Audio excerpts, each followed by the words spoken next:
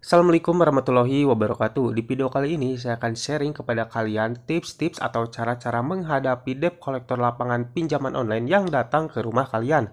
Hal ini paling banyak ditakuti ya karena hal ini sering banyak ditanyakan nih oleh viewers-viewers di channel YouTube saya tentang masalah debt collector lapangan.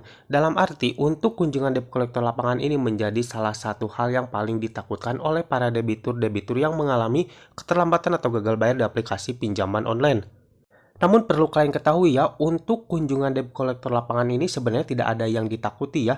Kalian harus berani ketika kalian didatangi oleh debt collector lapangan ke rumah kalian. Lalu apa saja nih cara-cara atau tips-tips ketika kita menghadapi debt collector lapangan yang datang ke rumah? Simak video ini sampai habis.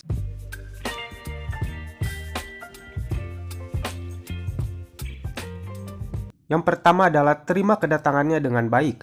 Langkah pertama dalam menghadapi debt collector lapangan adalah dengan menerima kedatangannya dengan baik. Tidak perlu menghindar, karena jika Anda menghindar akan memperburuk kondisi.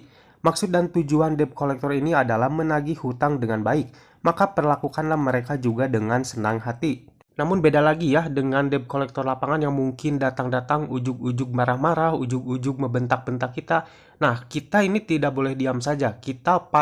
Kita wajib nih untuk melawan, namun dengan pikiran yang cerdas, jangan sampai terbawa emosi. Jadi pada intinya hadapi semuanya dengan otak yang dingin atau pikiran yang dingin. Jadi Anda tidak akan terpancing ketika si debt collector itu melakukan hal-hal yang tidak diinginkan.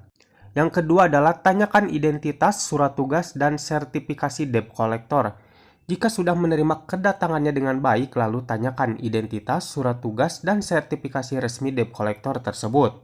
Debt collector yang resmi bertugas memiliki surat tugas resmi dari lembaga keuangan atau agensi tempat ia bekerja. Selain itu, seorang debt collector juga wajib memiliki sertifikasi profesi penagihan pembiayaan atau SP3. Tanyakan juga kepada mereka kepemilikan sertifikasi tersebut. Jika mereka tidak mampu menunjukkan surat tugas resmi dan sertifikasinya, maka abaikan saja kedatangannya. Dan kalian juga wajib untuk menolak kedatangannya ke rumah kalian. Nah, ini adalah salah satu hal yang penting ya. Ketika kalian didatangi oleh debt collector lapangan, kalian wajib menanyakan tentang identitas, surat tugas, dan juga sertifikasi debt collector.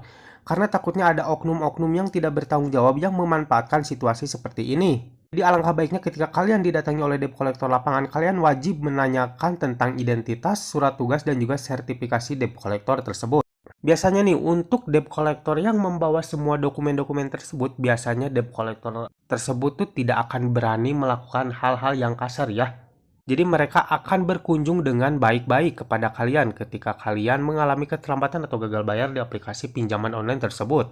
Nah, beda lagi nih dengan debt collector yang tidak mempunyai dokumen lengkap, biasanya mereka akan melakukan hal-hal sesuka mereka, termasuk menekan, membentak, dan memaksa Anda untuk cepat-cepat membayarnya.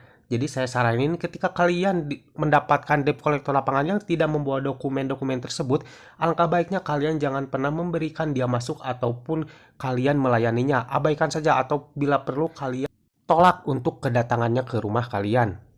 Yang selanjutnya adalah jelaskan dengan baik kondisi keuangan Anda, termasuk kendala yang dihadapi. Jelaskan dengan jujur, sopan, dan tenang mengenai kondisi keuangan Anda saat itu, termasuk kendala yang dihadapi sehingga kalian mengalami keterlambatan atau gagal bayar di aplikasi pinjaman online tersebut. Bersikap kooperatiflah dengan debt collector jika terdapat pertanyaan yang berhubungan dengan kesulitan pembayaran angsuran. Biasanya kalau untuk debt collector yang memang benar mereka tuh debt collector yang resmi yang mempunyai dokumen-dokumen yang lengkap, biasanya ketika kita menceritakan atau kita menjelaskan semua masalah kita, semua keuangan kita dan apa penyebab kita hingga mengalami keterlambatan atau gagal bayar, biasanya mereka tuh akan mengerti dan memakluminya. Nah, biasanya mereka juga akan memberikan keringanan-keringanan seperti mereka akan memberikan diskon pembayaran, akan memberikan waktu lagi untuk kalian bisa membayar. Jadi alangkah baiknya ketika kalian dikunjungi oleh debt collector lapangan dari aplikasi pinjaman online, kalian harus berbicara apa adanya, jangan ada yang disembunyi-sembunyiin, apalagi kalian harus emosi terlebih dahulu. Jikalau si debt collector lapangan itu datang dengan cara baik-baik, ya kita sambut juga dengan baik-baik ya. Dan juga jikalau memang si debt collector lapangan itu adalah debt collector yang benar-benar dari aplikasi tersebut dan memiliki dokumen-dokumennya lengkap, ya kalian tinggal silahkan masuk saja ya, dan kalian bisa ceritakan semua masalah kalian dan masalah keuangan kalian yang menyebabkan kalian gagal bayar di aplikasi pinjaman online tersebut. Saya yakin untuk debt collector lapangannya pasti akan mengerti dan akan memakluminya. Kalian juga bisa tuh menego untuk bayar pokok saja kepada debt collector lapangan tersebut, dan juga minta keringanan waktu lagi nih untuk mengumpulkan mungkin ya dananya untuk kalian bisa melunasi hutang kalian di aplikasi pinjaman online tersebut. Yang selanjutnya adalah lakukan pembayaran yang tertunggak. Jika sudah menemukan titik terang dan Anda memiliki kemampuan untuk membayar angsuran, lakukanlah pembayaran tunggakan angsuran. Kalau bisa secepat mungkin ya, kalau kalian memang mampu untuk mengumpulkan dananya. Dan juga ikuti pembayaran angsuran sesuai dengan prosedur yang telah ditetapkan. Nah, jika Anda tetap tidak mampu untuk membayar angsuran, tetap ikuti prosedur yang harus diikuti. Upayakan untuk menyelesaikan masalah secara kekeluargaan tanpa ada kekerasan, karena sesungguhnya kedua belah pihak sama-sama membutuhkan solusi yang tepat. Tapi ingat ya, kalau kalian memang tidak mampu untuk membayar, kalian juga jangan sampai memaksakan untuk membayar cepat-cepat ya. Kalian bisa tuh menyicil dulu di rumah, mungkin dikumpulkan dulu dananya untuk pembayaran kalian. Jangan sampai kalian meminjam lagi ke sana kemari ataupun meminjam lagi di aplikasi lain mungkin ya untuk membayar di aplikasi yang sekarang, karena itu adalah tindakan yang salah. Tentunya itu akan membuat Anda semakin pusing lagi untuk kedepannya ya. Apalagi jika kalian melakukan peminjaman lagi di aplikasi pinjaman online lain, tentunya itu akan semakin memberatkan Anda untuk kedepannya. Yang mana hutang kalian itu tidak akan pernah beres-beres ya nantinya pastinya.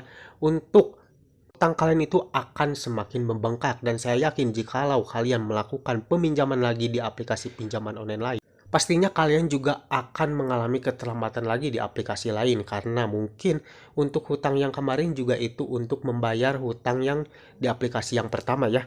Jadi tidak menutup kemungkinan pasti juga kalian akan mengalami keterlambatan di aplikasi lain, mengingat untuk tenor-tenor di aplikasi pinjaman online itu sangat cepat-cepat. Tentunya itu akan memberatkan kalian, membuat kalian merasa bingung ya untuk mengembalikan uang kalian, karena mungkin untuk tenornya itu cepat-cepat ya dari aplikasi pinjaman online tersebut.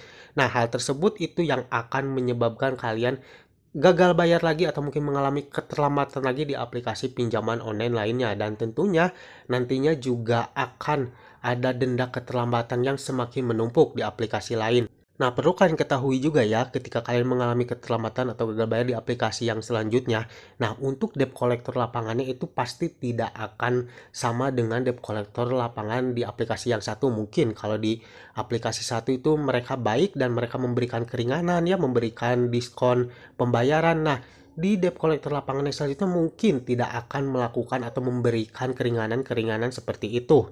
Nah, yang dikhawatirkan adalah seperti itu ya, nantinya kalian akan semakin tertekan, akan semakin pusing, karena mungkin tidak akan ada pernah titik terangnya ketika kalian terjebak di dalam hutang aplikasi pinjaman online. Nah guys, itulah tadi sedikit informasi tentang cara-cara menghadapi debt collector lapangan yang datang ke rumah kalian. Semoga video ini bisa bermanfaat buat kalian. Terima kasih yang udah nonton sampai akhir. Jangan lupa like dan juga share ke teman-teman kalian. Dan tetap dukung channel ini agar semakin berkembang dengan cara klik subscribe di bawah. Sampai jumpa di video selanjutnya. Assalamualaikum warahmatullahi wabarakatuh.